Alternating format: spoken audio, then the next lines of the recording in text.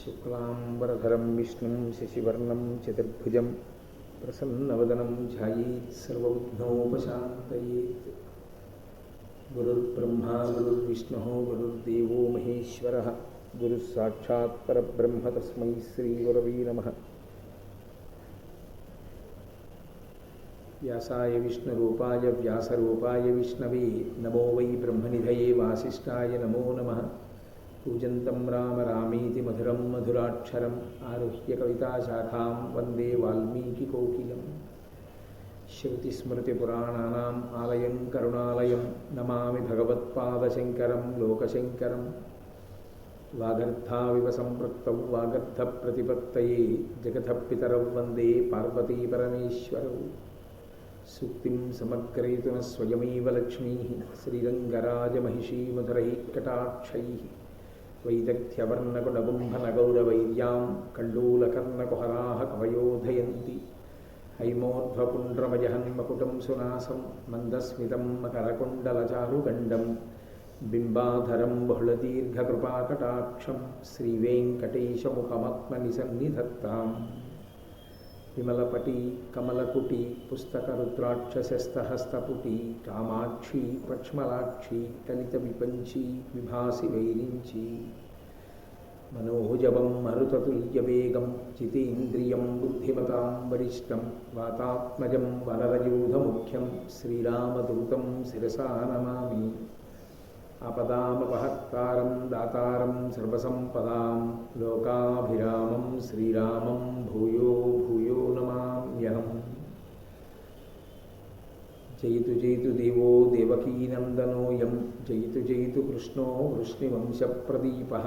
జయతు జయతు మేఘశ్యామలః కోమలాంగో జయతు జయతు పృథ్వీభరనాశో ముకుందః. నారాయణం నమస్కృత్య నరం చైవ నరోత్తమం దేవీం సరస్వతీం వ్యాసం తతో జయముదీరయేత్. హరి ఓం. పరమేశ్వర స్వరూపైన సభకు నమస్కారం. రాజసూయ మహాయాగం చాలా చక్కగా అనుకున్న రీతిలో జరుగుతున్నటువంటి సందర్భాన్ని గురించి నిన్నటి రోజున నేను మీకు వివరణ చేస్తున్నాను. సాధారణంగా ఈ యజ్ఞయాగాది క్రతువులు అంతఃపురంలో కానీ నగరంలో కానీ చెయ్యరు. మీరు శ్రీరామాయణాన్ని పరిశీలించిన, మహాభారతాన్ని పరిశీలించిన, భాగవతాన్ని పరిశీలించిన మీకు ఒక విషయం ద్యోతకమవుతుంది. ఈ విధమైనటువంటి యజ్ఞయాగాది క్రతువులను ఇంత పెద్ద పెద్ద వాటిని నదీ తీరమునందు నిర్వహణ చేస్తారు. నదీ తీరం ప్రశస్తమైనటువంటి కార్యములన్నిటికీ కూడా యోగ్యమైనటువంటి ప్రదేశం. బహుశः ఈ ధర్మరాజు గారు చేసినటువంటి రాజసూయ మహాయాగం కూడా గంగానది ఒడ్డున జరిగింది. ఆ గంగానది ఒడ్డున జరిగినటువంటి రాజసూయం ఒక ఎత్తైతే, రాజసూయం పూర్తయిపోయిన తర్వాత తదంతర్భాగంగా అగ్రపూజ చెయ్యవలసి వచ్చింది. భీష్మాచార్యుల వారికి, ద్రోణాచార్యుల వారికి ధర్మరాజు గారు రాజసూయ మహాయాగ ప్రారంభమునందే ఒక విశేష అధికారాన్ని కట్టబెట్టాడు. ఏమా అధికారము అంటే, మీరు కార్యాకార్యములను నిర్ణయించండి అన్నాడు. ఏ పనైనా నేను మర్చిపోతే ఆ పని చెయ్యమని ఆజ్ఞాపించడానికి మీకు అధికారం ఇస్తున్నాను. అధికారం ఇవ్వడం కాదు, మీరు సహజముగా అధికారం ఉన్నవారు నన్ను శాసనం చెయ్యండి అని అడిగాడు. శాసనం చెయ్యండి అని అడిగాడు కాబట్టి చెప్పాలి. అది తాతగారైనటువంటి భీష్మాచార్యుల వారికి, గురువుగారైనటువంటి ద్రోణాచార్యుల వారికి ఆ విశేష అధికారాన్ని ఇచ్చి ప్రార్థన చేశాడు. అందుకని రాజసూయ మహాయాగం పూర్తవుతున్నటువంటి సందర్భాన్ని పురస్కరించుకొని భీష్మాచార్యుల వారు ధర్మరాజుతో ఒక మాట అన్నారు. స్నాతకుండును, ఋత్విజుండును, సద్గురుండును, ఇష్టుడును, భూతలీశుడు, సంయజుండును పూజనీయులు. వీరిలో ప్రీతి నెవ్వడు సద్గుణంబుల పెద్ద. అట్టి మహాత్ము విఖ్యాతు పూజితు చేయు ఒక్కని కౌరవాన్వయవర్ధన. ఓ కురువంశమునందు పుట్టినటువంటి మహారాజులలో కల్లా చాలా గొప్పవాడా, నువ్వు ఒకరిని పూజ చేయి. ఎవరో ఒకరిని పూజ చేయడం చేత ఆ చేసినటువంటి క్రతువు సుసంపన్నమవుతుంది. ఎవరిని పూజ చెయ్యాలని చెప్తోంది శాస్త్రం అంటే స్నాతకుండును. ఒక స్నాతకుణ్ణి తీసుకొచ్చి పూజ చేయాలి. స్నాతకుడు అంటే ఎవరు అన్నది మీకు నేను చెప్పాను. స్నాతకుడు ఎన్నో విధాలుగా ఉంటాడు అని చెప్పినప్పటికీ మనకి సాధారణంగా స్నాతకుడు అన్న మాట అన్వయం అయ్యేటటువంటిది గురువుగారి దగ్గర విద్యాభ్యాసం పూర్తి చేసుకుని ఇక గురువుగారికి కట్నం ఇవ్వడం కోసం బయలుదేరినటువంటి విద్యార్థి ఎవరుంటాడో వాణ్ణి సాధారణంగా స్నాతకుడు అని పిలుస్తారు. కాబట్టి అటువంటి స్నాతకుడు అంటే వేద విద్యాభ్యాసం పూర్తి చేసుకున్నటువంటి వ్యక్తిని తీసుకొచ్చి పూజ చెయ్యాలి. ఋత్విజుండును. ఆ యజ్ఞం చేసినప్పుడు ఆ యజ్ఞం చెయ్యడానికి ఆధ్వర్యం వహించినటువంటి వాడు, మంత్రభాగాన్ని సమన్వయం చేసినటువంటి వ్యక్తి ఎవరుంటాడో అటువంటి ఋత్విక్కుని పూజ చెయ్యొచ్చు. సద్గురువుండును. సద్గురువు అయినటువంటి వ్యక్తిని పూజ చెయ్యవచ్చు. ఇష్టుడును. అత్యంత ప్రీతిపాత్రమైనటువంటి వ్యక్తి అయితే ఆ వ్యక్తికి పూజ చెయ్యొచ్చు. భూతలీశుడు. మహారాజుకి చెయ్యవచ్చు. నా విష్ణు పృథివీపతి. విష్ణువాంశలైనటువంటి వాడు పృథివీపతి కాలేడు కనుక ఆ రాజుని తీసుకొచ్చి పూజ చెయ్యవచ్చు. సంయుజుండును. మహాజ్ఞాని అయినటువంటి వాడు. జ్ఞాని అంటే లౌకికమైనటువంటి చదువుని కాదు. ఏ చదువు చదువుకున్న కారణం చేత ఇక మళ్ళీ పుట్టవలసిన అవసరం ఉండదో ఆ చదువుకున్న వాణ్ణి సంయజుడు అని పిలుస్తారు. విద్ అనేటటువంటి ధాతువుకి అర్థం తెలిసికొనుట. విద్ అన్న ధాతువులోంచి వేదము అన్న మాట వచ్చింది. వేదాన్ని చదువుకొని వేదార్థాన్ని తెలుసుకున్నటువంటి వ్యక్తి ఎవరుంటారో అటువంటి వ్యక్తిని పూజ చెయ్యవచ్చు.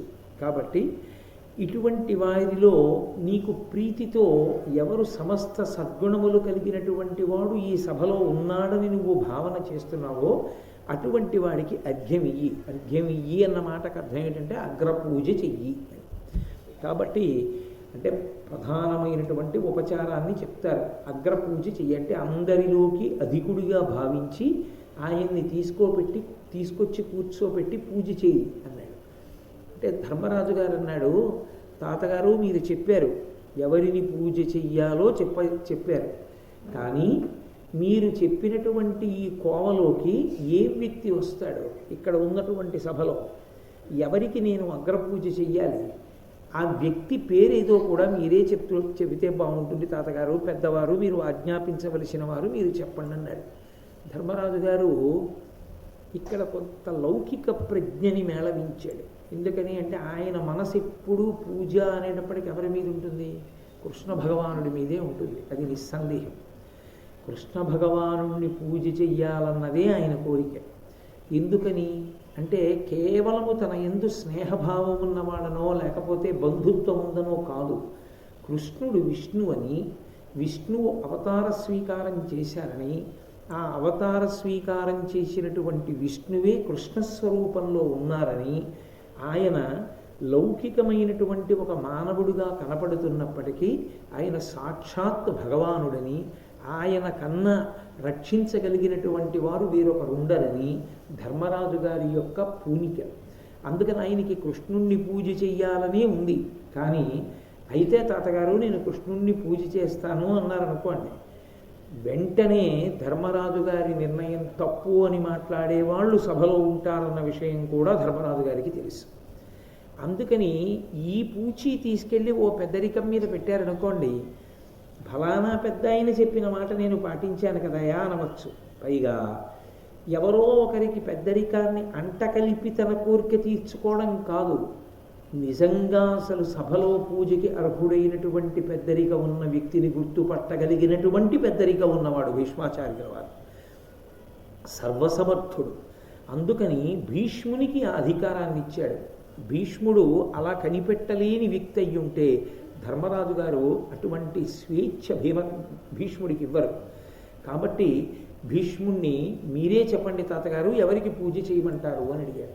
అడిగితే భీష్ముడు అన్నాడు, రోదసీకుహరంబు రుచిరాంశుతతి చేసి ఎర్కుండు వెలిగించునట్టు అమృత సందోహ నిశ్యంత చింద్రిక చేసి సీతాంశుడు ఆనందించునట్టు సకల జనులకు తనదైన సదమలద్యుతి చేసి తరరంగా తేజంబు తనువు తాన చేయుచున్న సత్యేవ్యుండు పుండరీకాక్షుండు కృష్ణుడు అనాధినిధనుడు అబ్జనాభుడు కుండా అర్ఘ్యంబునకు ఇందు అర్హులు ఒరులు కలరే. యజ్ఞపురుషు అఖిలలోక పూజ్యు అచ్యుతు పూజింపు మధిప అదియచూవి యజ్ఞఫలము. అసలు ధర్మరాజా, ఈ ప్రశ్న అడగవలసినటువంటి అవకాశం లేదు. ఎవరు ఈ సభలో పూజనీయులు అన్న ప్రశ్నకి ఒకరికన్నా ఎక్కువ లేరు ఇందులో. అగ్రపూజకి అర్హుడైన ఏకైక వ్యక్తి ఎవరున్నారో ఆయన ఈ సభలో ఉన్నారు. ఎవరైనా రోదసీ కుహరంబు రుచిరాంశుతతి చేసి అర్కుండు వెలిగించునట్టు. అర్కుడు అంటే సూర్యభగవానుడు.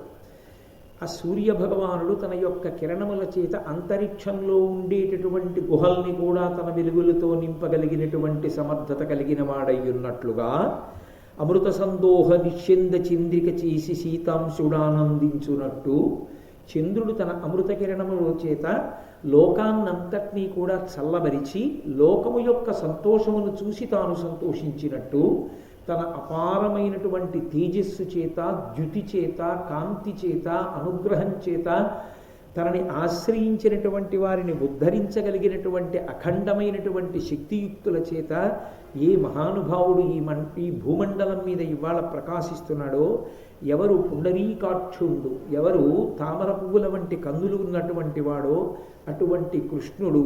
ఆయన అనాది నిధనుడు, ఆయన ఆద్యంతములు లేనివాడు.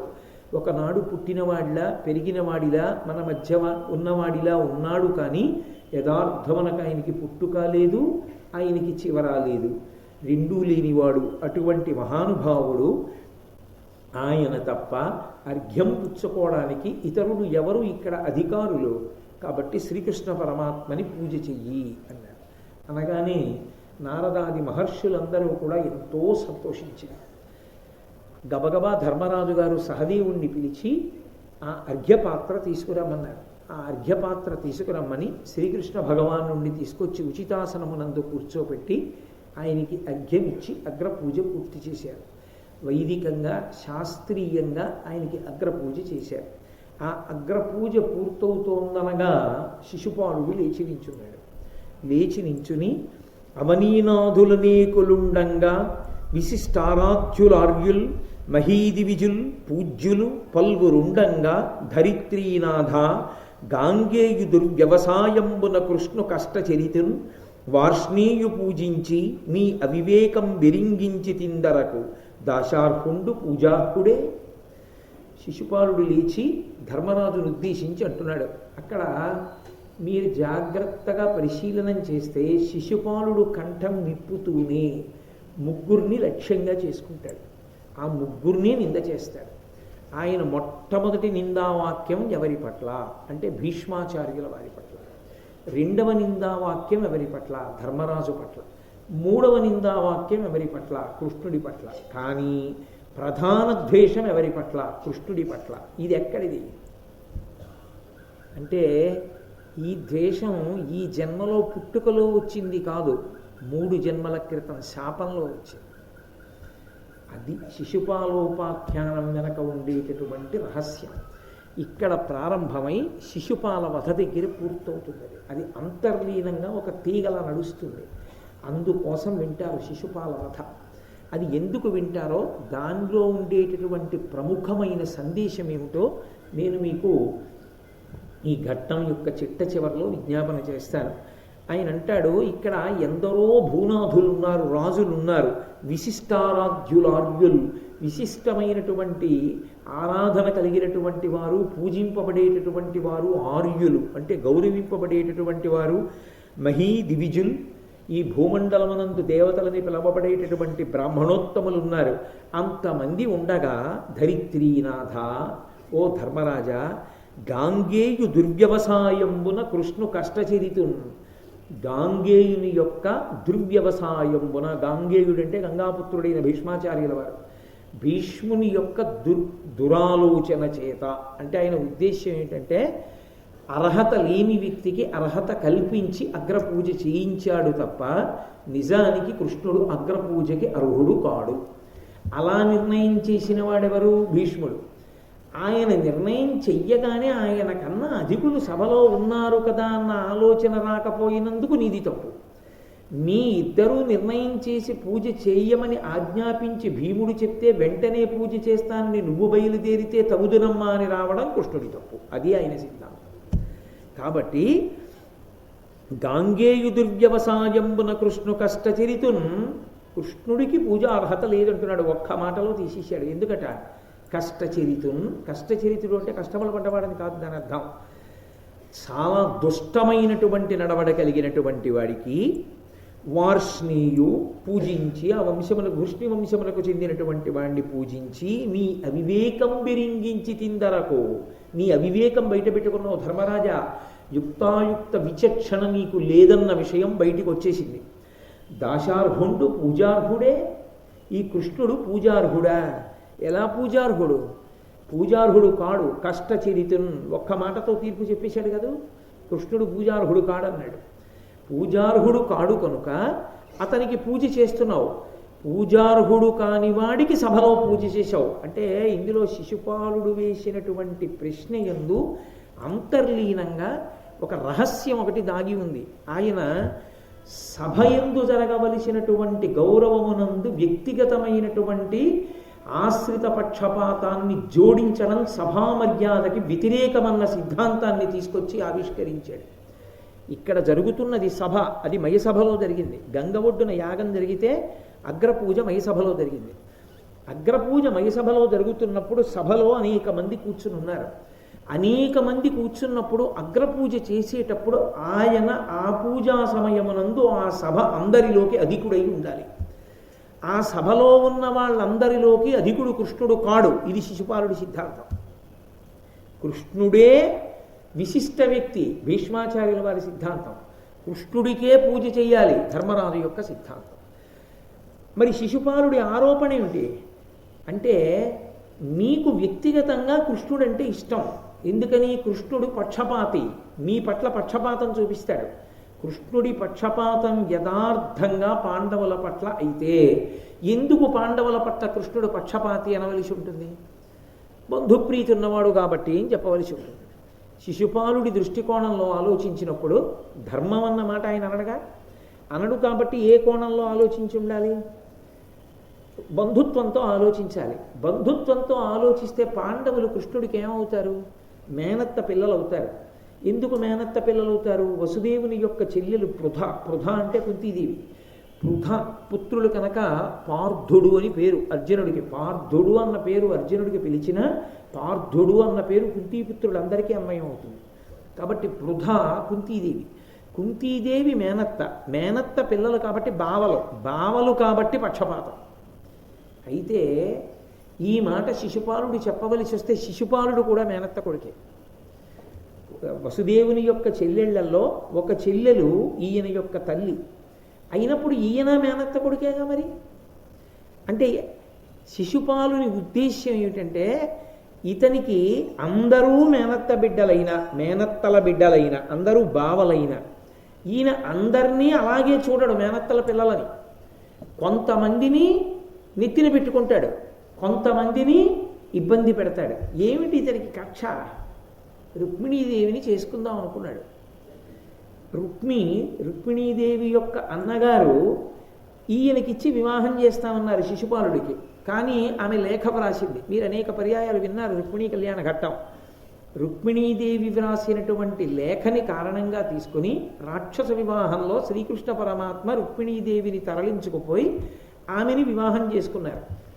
తన నోటిదాకా వచ్చినటువంటి కూడెత్తికిపోయిన వాడి మీద కోప్పడినట్టుగా రుక్మిణీదేవి తనకి భార్య కాకుండా కృష్ణుడికి భార్య అవడానికి కృష్ణుడే కారకుడు. కొంతమంది మేనత్తల బిడ్డలకి ఉపకారం చేస్తున్నాడు, కొంతమంది మేనత్తలు కారు.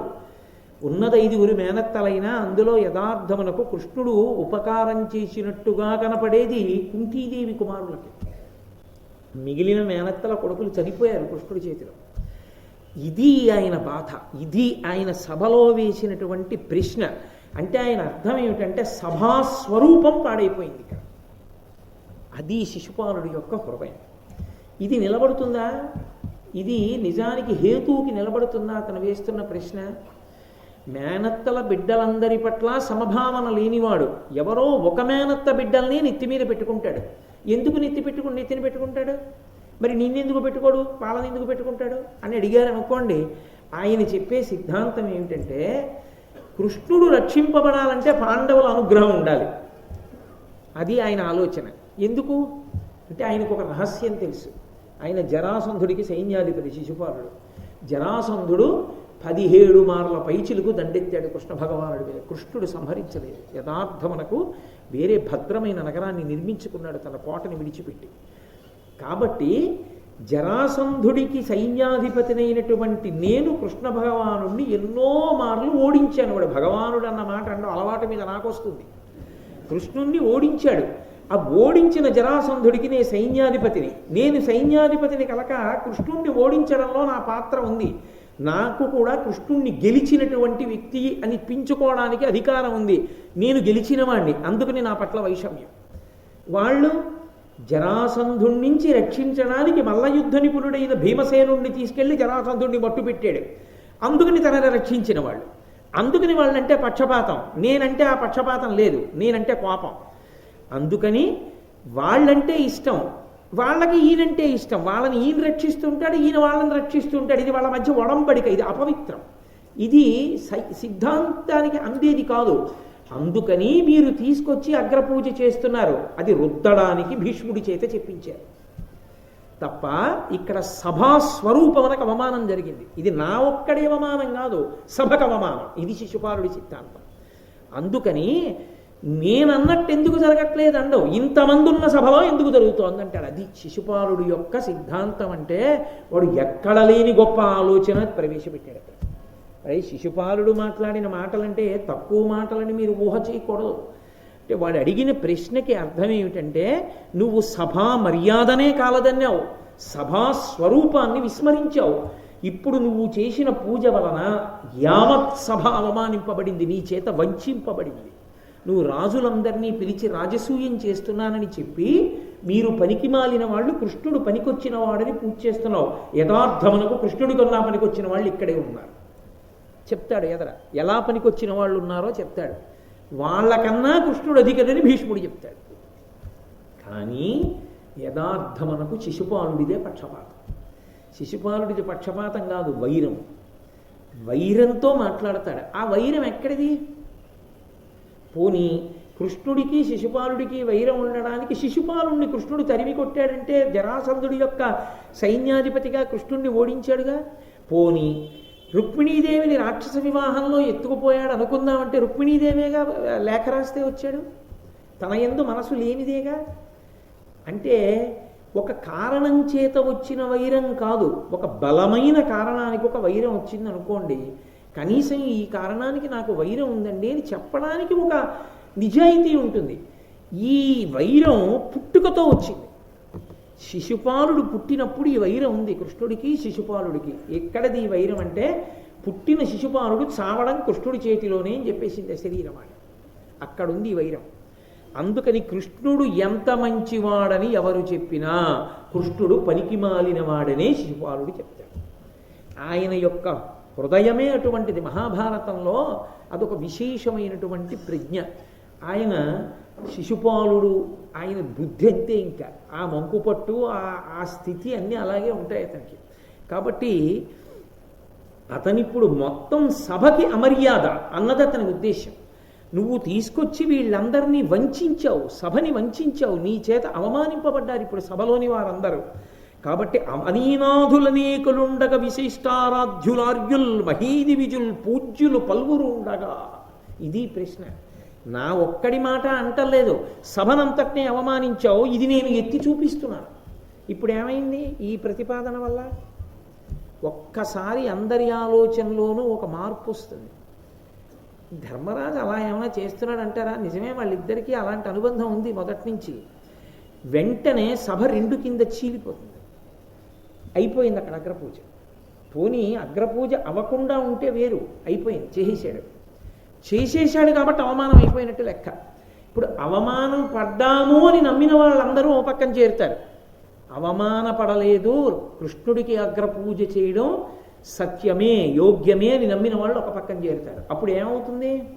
యుద్ధం అవుతుంది. యుద్ధం జరిగిందనుకోండి, జయాపజయములు విధి నిర్ణీతములు. యజ్ఞం ఏమవుతుంది?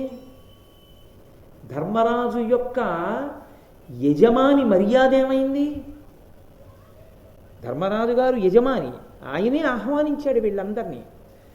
నువ్వు ఆహ్వానించి అవమానించి రెచ్చగొట్టి యుద్ధం వచ్చేట్టు చేసి కొంతమందిని చంపి నీ ఇంట్లో మిగిలిన వాళ్ళని పంపిస్తే ఆ పాపం ఎవరిది? ధర్మరాజుదా కాదా? పిలిచి అన్నం పెడతానని చంపినవాడు అవలా? పిలిచి యుద్ధం చెయ్యకుండా ఊరుకుంటే ఇంతమంది లేచి కొంతమంది కృష్ణుడిని నిందిస్తుంటే ఊరుకోగలడా? నిందనే కదా అన్నాడు. నీ మాటల మీద గౌరవం ఉన్న వాళ్ళనే నువ్వు కార్యానికి నియోగించు కృష్ణ, వాళ్ళు నిన్ను వ్యతిరేకిస్తే నేను చూడలేనన్నాడు, తట్టుకోలేనన్నాడు. ఇప్పుడు ధర్మరాజుకి సంక్లిష్ట పరిస్థితి కల్పి